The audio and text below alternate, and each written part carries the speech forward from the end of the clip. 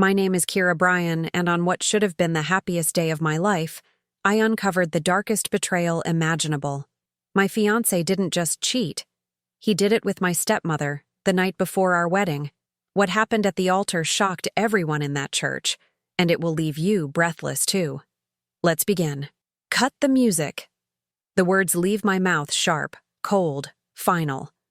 The organist freezes mid-note, and the sudden silence slams into the room harder than any sound could. The crowd stirs uneasily. Dozens of faces turn toward me, their smiles faltering, their anticipation curdling into confusion. I don't care. Let them fidget. Let them whisper. This is no longer their wedding to enjoy. It's my stage to burn.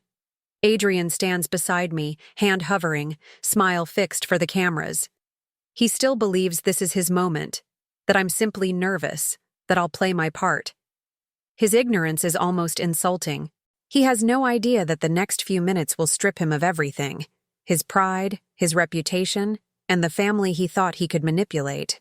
I take the microphone from the pastor, my dress shimmering under the light like an angel's armor. The sanctuary is hushed, every cough swallowed, every restless shuffle stilled. Even the children sense something enormous has shifted. I can't make vows based on lies, I begin, my voice steady, clear. Not when betrayal sat at my table. Not when betrayal slept in my house. A ripple of gasps spreads through the pews. I don't pause. You've all come here expecting to witness love. Instead, you'll see the truth, because before I promise forever, you need to know what happened last night, less than 12 hours ago. I glance toward the second row. Marissa, my stepmother, sits in her pale pink dress, posture perfect, face composed into that delicate smile she's worn for years. It's the smile she uses to make my father believe she's gentle, innocent, loyal. But I see the slight twitch in her fingers as they clutch her clutch bag too tightly.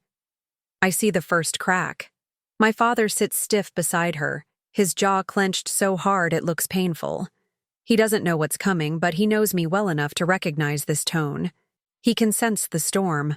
Adrian shifts uneasily, leaning in to whisper through his teeth, "Kira, what are you doing?" I don't even glance at him. I'm keeping my vows honest. The AV booth light flickers in the back of the church, our signal. 3 blinks, pause. 3 blinks, pause. I nod, almost imperceptibly, and the technician readies the file. Guests think they'll be watching a sweet slideshow of our engagement, childhood pictures, vacation sunsets. They'll discover instead the reality that makes their stomachs turn. But before I let them see, I want them to feel it. I grip the microphone tighter. Last night, when most of you were asleep, I learned what kind of man I was marrying. My fiancé spent his final night of freedom not preparing for the vows you all came to hear, but in the arms of another woman. Not just any woman. My stepmother. The eruption is immediate. Gasps, hands flying to mouths, voices breaking in disbelief. Someone mutters a prayer. The pastor tries to intervene, but I raise my hand and silence returns like a slap. You think I'm exaggerating? That I'm hysterical? No. I have proof. From beneath the silk ribbon wrapped around my bouquet, I pull out the cream envelope, heavy with paper that speaks louder than any accusation. Another copy waits in my clutch, another already delivered to my lawyer, and another prepared for the shareholders of my father's company. No matter what happens here, their downfall is sealed. I hand the envelope to the pastor. His eyes flick nervously across the sealed flap, but he doesn't open it. He's rattled, his authority slipping through his fingers in front of hundreds of witnesses. Meanwhile, Adrian tries to step forward, his hand brushing my arm. "Kira, stop this. Don't do it here." I turn my gaze on him, slow and deliberate, my smile razor thin. Where else should I do it? In secret? In shame? No, Adrian. You made it public the second you chose my stepmother. The guests murmur louder now, heads swiveling toward Marissa. Her mask falters, her lips pressed together, her eyes narrow. She dares not speak, but the tension in her body is a confession in itself. The AV screens glow brighter at the back. The technician looks to me, waiting. I lift my chin. Play it. The screen flickers once, then stabilizes. For a heartbeat, the room holds its breath. And then, there it is. A bedroom. Silk sheets crumpled in disarray. The faint outline of two bodies tangled where they don't belong. A bathroom vanity catching their reflection in the mirror, clear enough for every guest to recognize the familiar face of the groom and the unmistakable profile of the woman in pink silk. The church explodes. Screams, gasps, a chair tipping backward, someone shouting, "Dear God." My father's hands clench white around the pew in front of him. His face is stone, but his eyes are wildfire. Adrian goes rigid beside me, his jaw slack, his skin ashen. His lips move, searching for words, but nothing comes out. He thought his secret was safe. He thought betrayal could hide in the dark.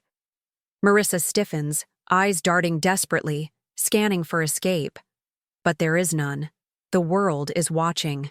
I hold the microphone steady, my voice cutting through the chaos like a blade. You wanted to play with my life, with my family's name, with everything I've built. You thought I'd smile through it.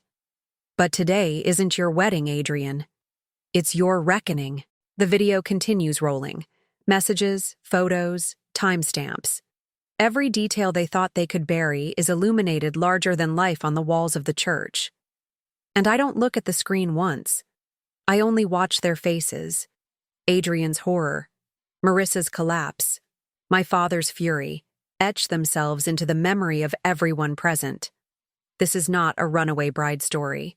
This is justice, unveiled at the altar, and it has only just begun. Before the scandal, before the whispers, before the altar became a courtroom, my life looked enviable from the outside. I was the woman who had it all, or at least that's what everyone wanted to believe. I lived in Atlanta, a city that breathes ambition. Every morning I woke up in a glass-walled condo overlooking the skyline, sunlight spilling across the bed where Adrian and I lay tangled in what felt like security. He was attentive in those days, or maybe I just convinced myself he was. Coffee brewed in the kitchen while he buttoned his shirt for work, and he'd kiss me on the forehead before disappearing into the rhythm of his corporate life. I used to stand at the window, mug in hand, watching the morning traffic streak by, imagining the future we were building together. Our routine was simple, almost cinematic. Weekdays belonged to the grind. He in finance, me in marketing for a lifestyle brand that had me pitching campaigns to CEOs and designing images that flashed across billboards. We'd meet at 7, sometimes 8, cooking dinner together in the kitchen we designed, marble counters, brass fixtures, too perfect to ever feel truly lived in. We talked about buying a house in the suburbs eventually, something with a backyard, where kids could run barefoot, where barbecues and birthdays could play out like the families we envied in commercials. Weekends were our escape. Saturday mornings at the farmer's market, tasting strawberries we didn't buy, pretending we'd one day have a garden of our own. Sunday brunches with mimosas and laughter, followed by lazy afternoons where I'd read on the balcony while Adrian napped on the couch. To anyone watching, we were the dream couple, stable, promising, ascending. I wanted to believe it. God, I wanted to. But even then, cracks existed. Hairline fractures so thin they were easy to excuse. Adrian was charming, yes, intelligent, ambitious, quick with compliments. But he was also restless, his attention always darting to the next shiny distraction. At parties, he thrived in circles that revolved around him, telling stories just exaggerated enough to keep the spotlight. I told myself it was confidence, charisma, leadership, but sometimes I caught something colder in his eyes. Calculation, like he was constantly measuring what he could gain from someone. There were moments he'd dismiss me lightly, like flicking lint from his sleeve. If I spoke passionately about my work, he'd smile indulgently and say, "That's cute, babe," before steering the conversation back to his own career. I told myself he was tired, that he didn't mean it that way. Because when you love someone, you forgive little cuts, convincing yourself they don't bleed. My father adored Adrian. To him, Adrian was everything a son-in-law should be. polished, ambitious, and, most importantly, hungry for success. My father values hunger above all else. He thinks it keeps men sharp. He couldn't see that hunger in Adrian wasn't just for success. It was for power, validation, temptation. Marissa, my stepmother, played her part with elegance. She was always gracious, always warm on the surface. She'd compliment my dress, help me set the holiday table, kiss my father's cheek when she thought eyes were on her. But there was something about her gaze that unsettled me. Too assessing, too sharp. She noticed everything, and not in a nurturing way. It was the kind of noticing a predator does, cataloging weaknesses, waiting for an opening. Still, I brushed it off. My father seemed happy, and I wanted to honor that. If she made him feel young, if she kept his nights less lonely, who was I to interfere? Looking back, I realize how naive that was. Our wedding planning was a dream-turned obsession. I had Pinterest boards filled with color schemes, flower arrangements, dress styles. Adrian nodded through most of it, telling me, "Whatever makes you happy," which I mistook for support instead of indifference. Marissa was eager to help, inserting herself in decisions, suggesting a venue here, a caterer there. She claimed it was to take the burden off me, but often it felt like she was designing her own event. There were dinners at my father's house where Adrian and Marissa shared a little too much laughter. A joke that excluded me, a glance that lingered half a second longer than it should. I told myself I was imagining it, that I was being paranoid. After all, she was my stepmother. She was supposed to protect me, not rival me. And Adrian was my fiancé. He was supposed to honor me, not desecrate me. One evening, about a month before the wedding, the red flag I ignored unfurled right in front of me. We were at a family dinner, just my father, Marissa, Adrian, and me. The conversation drifted to honeymoons, and I teased Adrian about how he hadn't lifted a finger to plan it. "Because I trust you," he said smoothly, raising his glass. "You're better at these things than me." Marissa laughed lightly, a sound that always felt rehearsed. "Some men just aren't planners," she said, her hand brushing Adrian's forearm as she reached for the salt. Too casual, too familiar. I saw it. I know I did. The briefest flicker of awareness in Adrian's eyes, the kind of look two people share when they've already crossed a line. But then it was gone, drowned under conversation and clinking glasses. I should have called it out right there. I should have trusted the knot in my stomach, the way my skin crawled as if warning me. Instead, I forced a smile and convinced myself I was being dramatic. That was my fatal mistake. The moment I silenced my instincts to keep the illusion intact. It wasn't a scream, or a fight, or a confession that marked the beginning of the end. It was that simple brush of her hand across his arm, small enough for everyone else to miss. But I didn't miss it. Somewhere deep down, I knew. I just wasn't ready to admit the truth yet. And that was the night I started living with a red flag waving quietly in the corner of my life, waiting for the wind strong enough to rip it free. The night before my wedding was supposed to be sacred. I should have been glowing in front of a mirror, nervous about mascara smudges, dreaming of the morning when I'd walk toward a man I believed would never betray me. Instead, that night carved a scar into me I will carry forever. I was sitting at the vanity in the guest suite my father reserved for me, surrounded by cream satin robes and the scent of roses.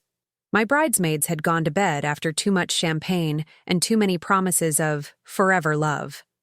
I was alone, painting one last line of eyeliner, rehearsing the vows I had written weeks ago. My phone buzzed on the nightstand. At first I ignored it. Another congratulations text, I thought. But it buzzed again. And again. I reached for it casually, not knowing that one glance would collapse my entire world. The message appeared on Adrian's tablet, synced to our shared account. A bubble on the lock screen. Still tasting you.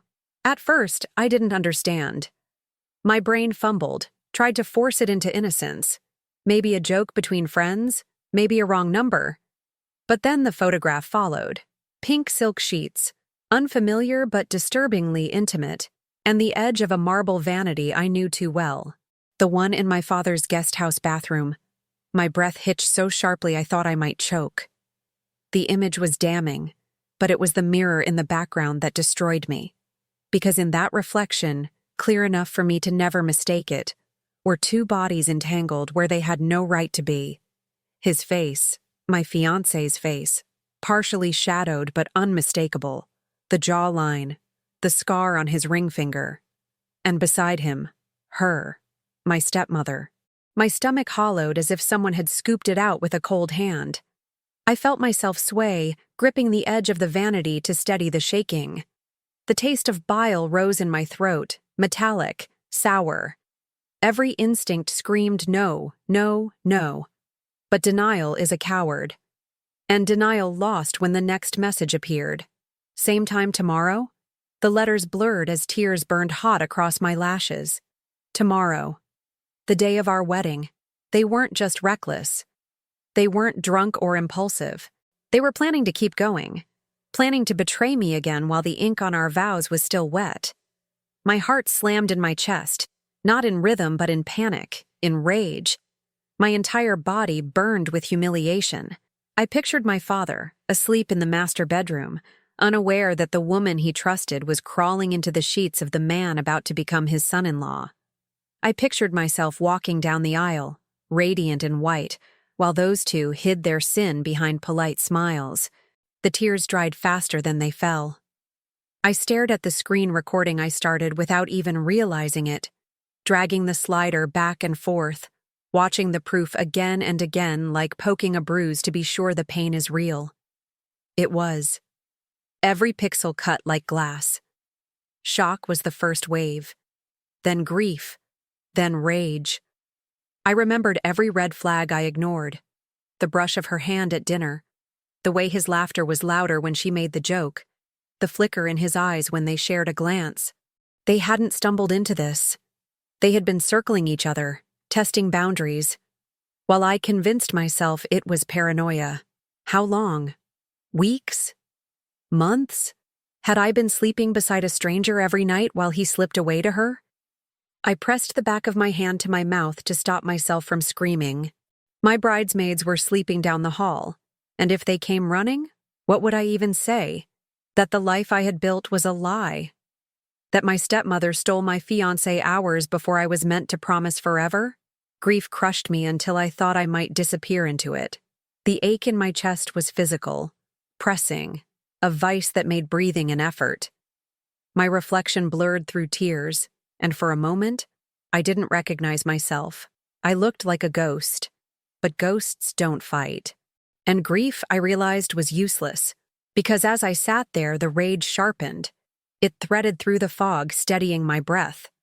This wasn't a drunken mistake. This wasn't two people losing themselves in a bad decision.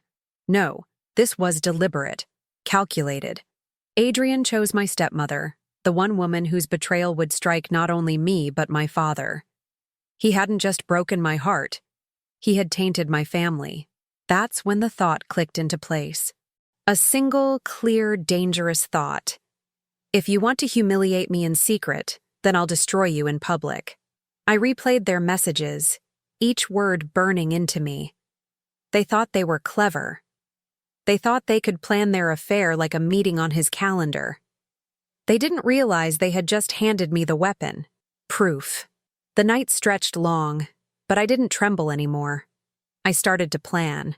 While others slept, I gathered every shard of my broken trust and began arranging them into a blade. I didn't pace the floor. I didn't cry into my pillow.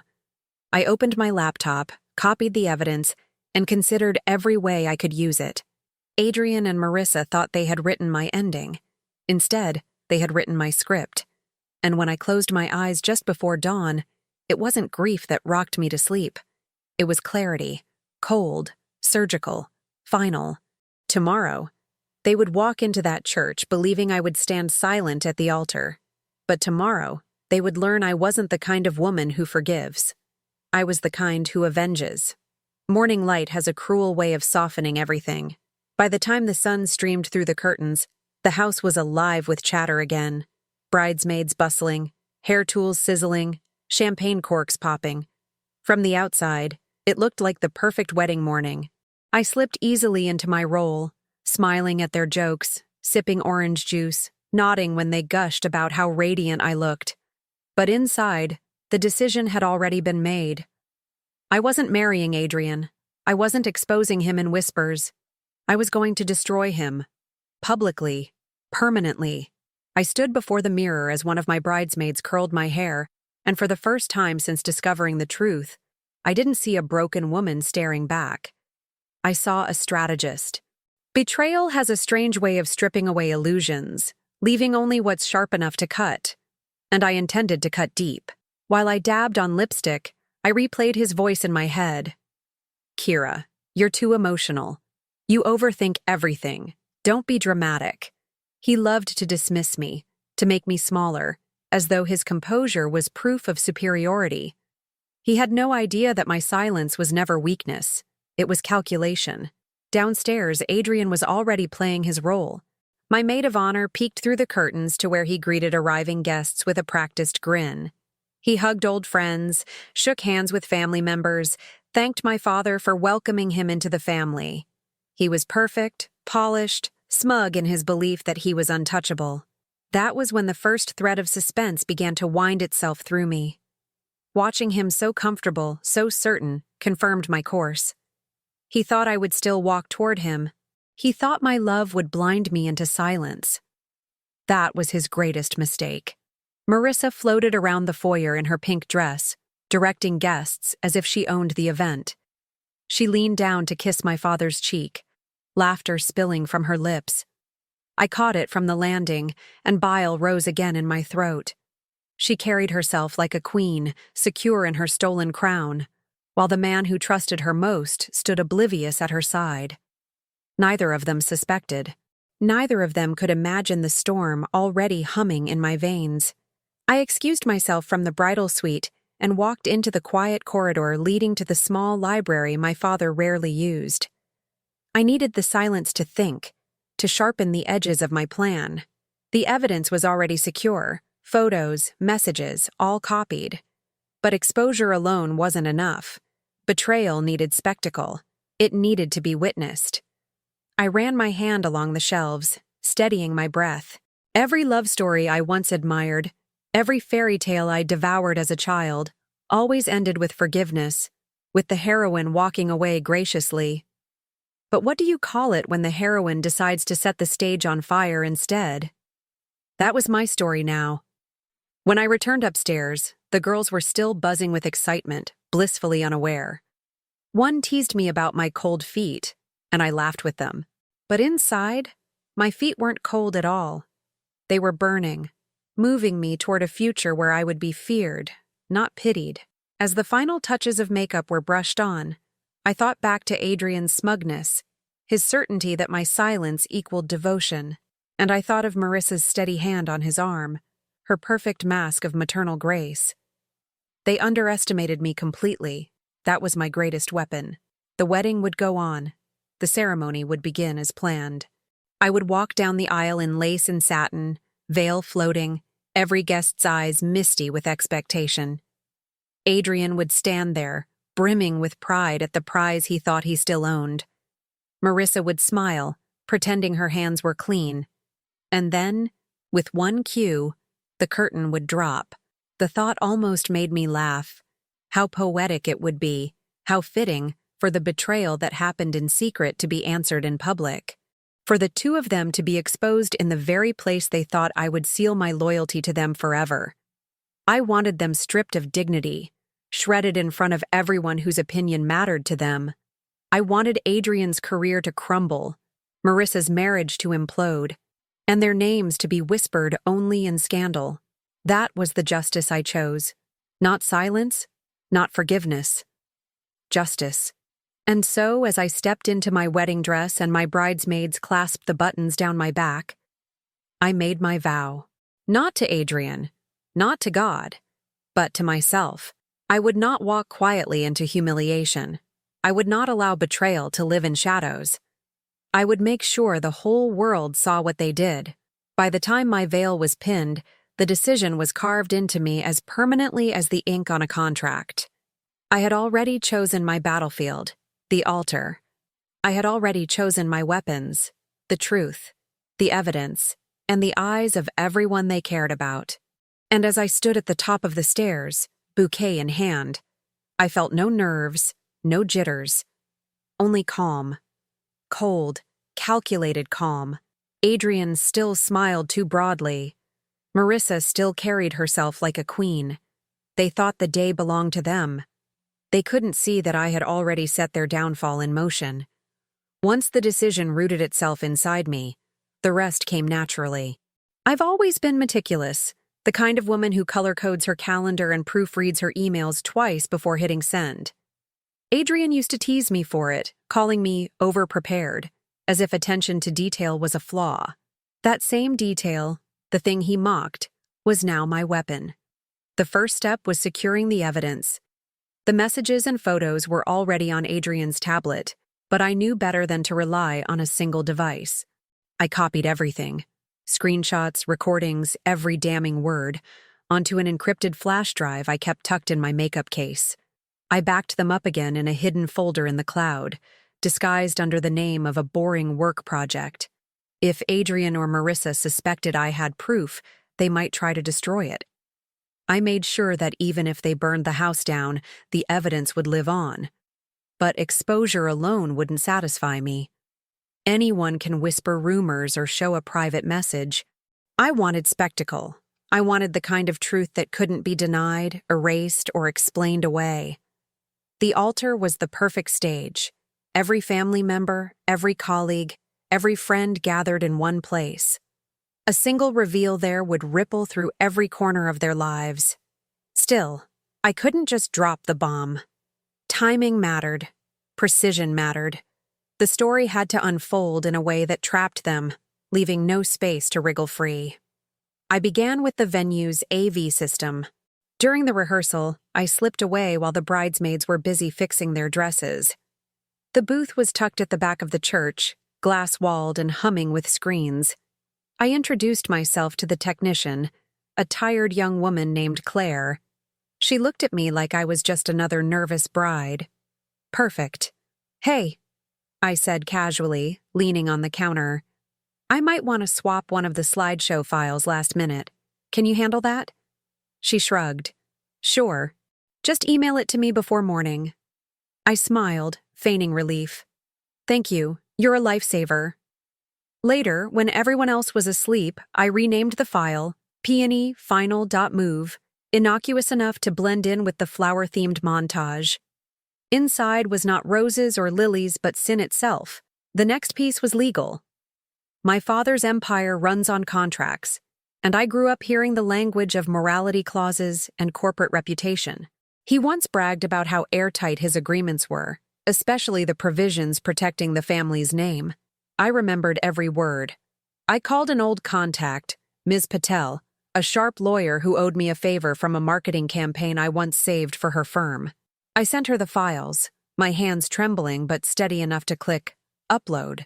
By dawn, she replied with drafts of legal documents that could trigger my father's moral clause provisions the second I exposed Adrian and Marissa. If my father needed proof to sever Adrian's chances at ever working within his circle again, he'd have it in black and white. That was when the stakes began to rise. The morning of the wedding, Marissa nearly caught me. I was in the bridal suite, slipping the flash drive into an envelope to pass to Ms. Patel before the ceremony. The door swung open, and there she stood, smiling too sweetly, carrying a tray of tea like some doting stepmother. My pulse spiked, but I tucked the envelope into a drawer and forced a smile. "You're glowing," she said, setting the tray down. Her eyes scanned the room like a hawk's, landing briefly on the drawer before returning to me. "Nervous?" "Of course," I said lightly, pouring the tea through my hands were shaking. "It's a big day." Her smile lingered. "Yes, for all of us." The way she said it chilled me. For all of us. As if she and Adrian were in this together. As if the wedding was some shared victory.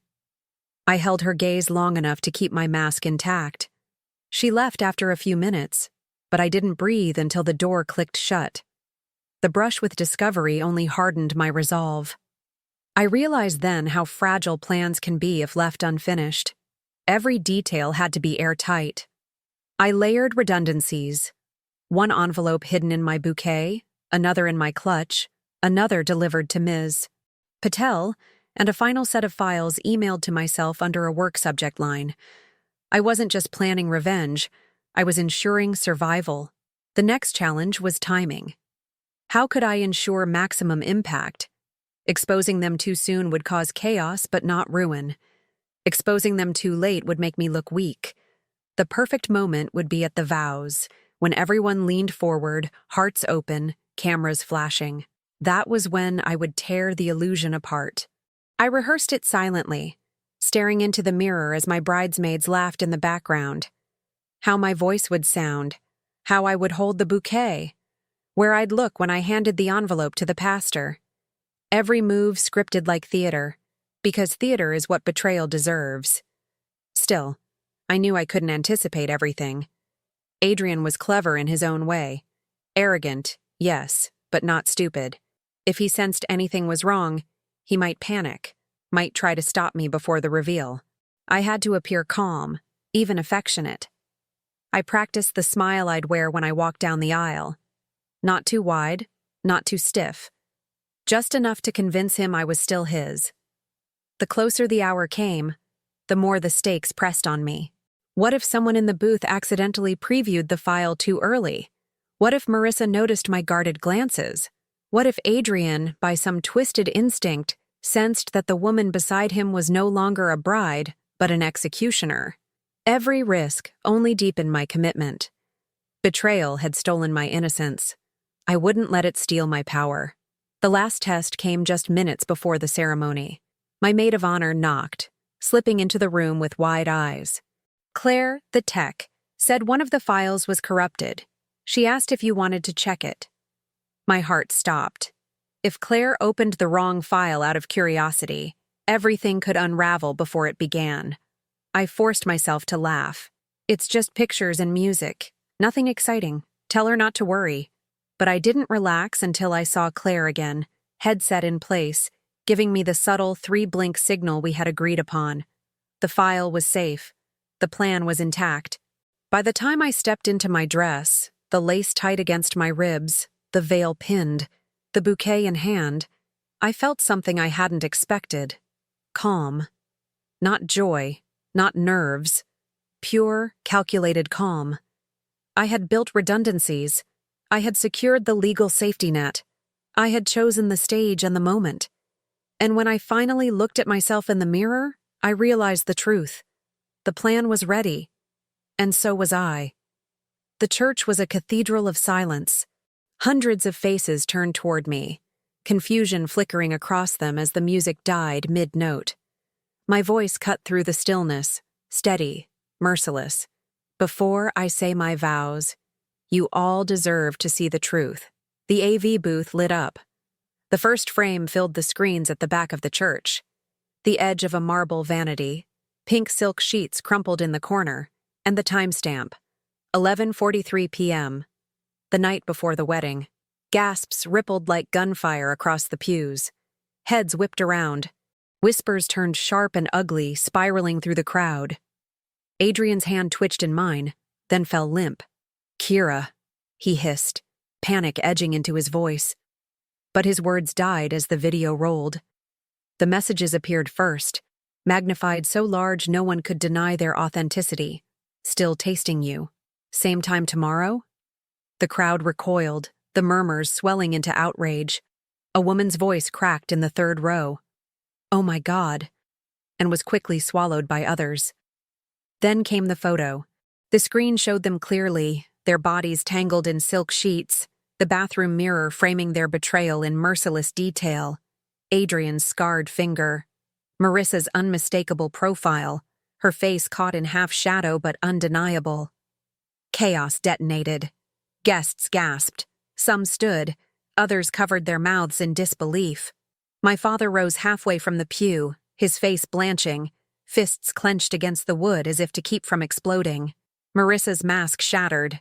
She bolted upright, shaking her head, lips moving, whispering denials that dissolved into the air. It's not what it looks like. But the proof kept playing. Messages, more photos, all time-stamped. Adrian stepped forward, his voice strangled. "Stop this. It's fake. It's edited." He turned to the crowd, pleading, "You know me. You know I wouldn't—" I smiled coldly, lifting the microphone again. "Edited? Funny you should say that." From beneath the bouquet, I slid free the cream envelope and held it aloft. The pastor hesitated, but I handed it to him with deliberate calm. "Would you read that aloud, please?" He fumbled, reluctant, but the eyes of the room pinned him into obedience. He unfolded the pages, clearing his throat. "It's a notarized affidavit," he said slowly, eyes darting across the words. Confirming evidence of an affair between Adrian Lewis and Marissa Bryan, supported by text message records and photographic proof." The gasps came louder this time, the words striking like hammers. My father's hands trembled on the pew. His face, once stone, cracked with fury. I looked at Adrian, his face draining to ash, and let the silence hang before I spoke again. "You didn't just betray me," I said, voice even, cold, echoing through the microphone. "You betrayed my father. You betrayed this family. You thought I'd walk down the aisle, veil over my eyes, and let you smile through lies. You thought wrong." Marissa tried to speak, her voice breaking. "Kira, please, this isn't—" But another file bloomed on the screen. A video clip. Not stolen, not blurry. Crystal clear footage of Adrian slipping into the guest house, Marissa following minutes later. Both unaware of the motion-activated camera tucked in the corner, courtesy of the house's security system. The audience gasped as the door shut behind them. Enough. Proof no denial could erase. Marissa stumbled back into her seat, shaking her head violently, hands clawing at her clutch. Adrian lunged toward the AV booth, shouting, "Turn it off! Turn it off right now!" But he didn't make it far. My father's voice thundered across the sanctuary. "Sit down!" The weight of it froze Adrian mid-step. I had never heard my father speak like that, each word laced with betrayal, fury, and the sting of a man humiliated in his own house. Adrian staggered back, eyes darting between me, Marissa, and the crowd, searching desperately for a lifeline. None came. I wasn't done. "Some of you might wonder if this matters beyond humiliation," I continued, lifting my chin. "It does." From my clutch, I withdrew a second envelope, thick with paper. I handed it to Ms. Patel, who had been waiting in the second pew. She stood gracefully, her heels clicking against the aisle as she opened it. Her voice was sharp, precise. "These are legal documents," she announced. "Under the moral clauses of the Bryan Family Trust and Corporate Charter, any association that brings scandal or disrepute to the family invalidates partnership and inheritance rights. Effective immediately." The gasp that followed was sharper than any before. Adrian's knees buckled. "What?" His voice cracked, a strangled sound. No, you can't." But Ms. Patel pressed on. "As of this moment, Adrian Lewis is stripped of his position within Bryan Enterprises and forfeits all financial benefits tied to his engagement to Kira Bryan." She turned her gaze toward Marissa. "And as for Mrs. Bryan, infidelity constitutes grounds for divorce and forfeiture of her share of the estate." The sanctuary erupted. Guests whispered, shouted, some even applauded. My father's face was scarlet with fury, but when his eyes met mine, I saw the faintest flicker of pride. Because I hadn't just exposed them, I had executed them.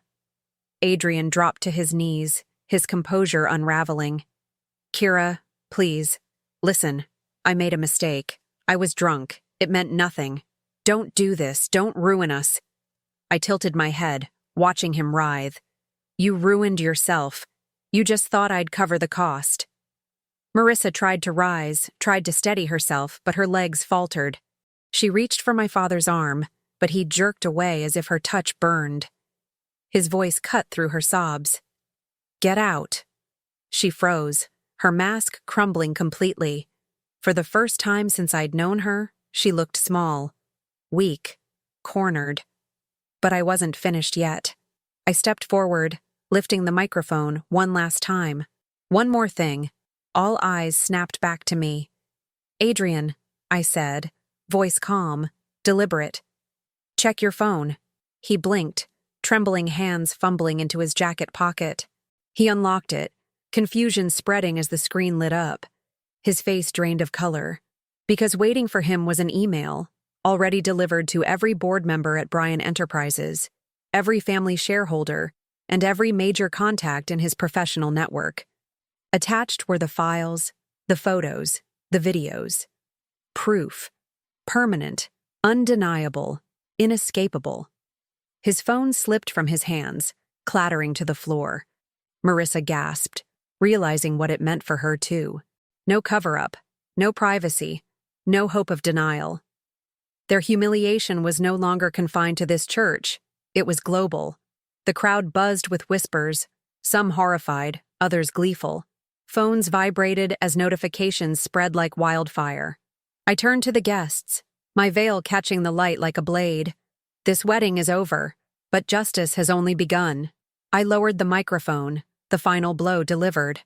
Adrian stood frozen, broken. Marissa sobbed into her hands.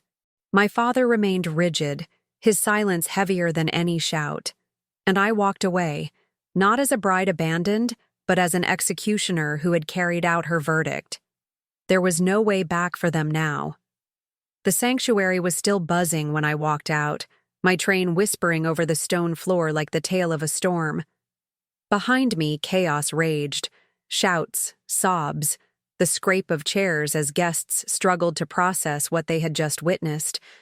But I didn't look back. I didn't need to. The damage was already permanent. Outside, the air felt colder than it had moments before. Guests spilled into the courtyard, some whispering into phones, others staring at me with wide eyes. A few offered murmured words of support, but most just stood frozen, caught between awe and disbelief. I wasn't the runaway bride. I was the bride who burned the altar. By that evening, the fallout had already begun. News traveled faster than I could have imagined. Videos leaked onto social media within hours, grainy clips recorded by shocked guests. Within minutes, hashtags trended, headlines spun, and my story became gossip fodder across the city. Bride exposes cheating fiancé at the altar. Family dynasty in scandal after stepmother affair revealed. Wedding turns into public reckoning. Every outlet carried it. Every conversation buzzed with it. Adrian and Marissa weren't just disgraced, they were infamous. Adrian was the first to crumble. His company contacts cut him off immediately. Clients withdrew, colleagues stopped answering his calls, and within days his position was formally terminated. He had built his career on charm and reputation, and both had been annihilated in under 10 minutes. I watched from a distance as he tried to salvage what little he could. Apologies floated through mutual friends, begging for me to meet him, to hear him out. I deleted every message without a second thought. Adrian wasn't worth words anymore. His punishment was silence, the world turning its back on him as completely as I had. Marissa's fall was messier. My father wasted no time. Divorce papers were filed within a week, and she was forced out of the house she once paraded as her own. Friends who once envied her turned cold. The invitations stopped. The phone went quiet. She tried to play the victim at first, claiming manipulation, claiming weakness. But the video evidence was too strong, the humiliation too absolute. She became a ghost in the very social circles she once ruled. I didn't gloat publicly. I didn't need to. My revenge was complete, my silence more damning than any headline. And yet, beneath the satisfaction, there was something else. A coldness. A clarity. I had destroyed them, yes. But I knew the ripple effects had only just begun. Betrayal doesn't end when the truth comes out. It keeps bleeding, staining everything it touches. Weeks passed, and the dust settled into something permanent. Adrian vanished from the city, rumors placing him in cheap hotels, chasing interviews no one wanted to grant. Marissa fought for scraps in divorce court, her polished exterior replaced by desperation. My father, though shaken, grew closer to me. He saw in me not just a daughter, but an equal.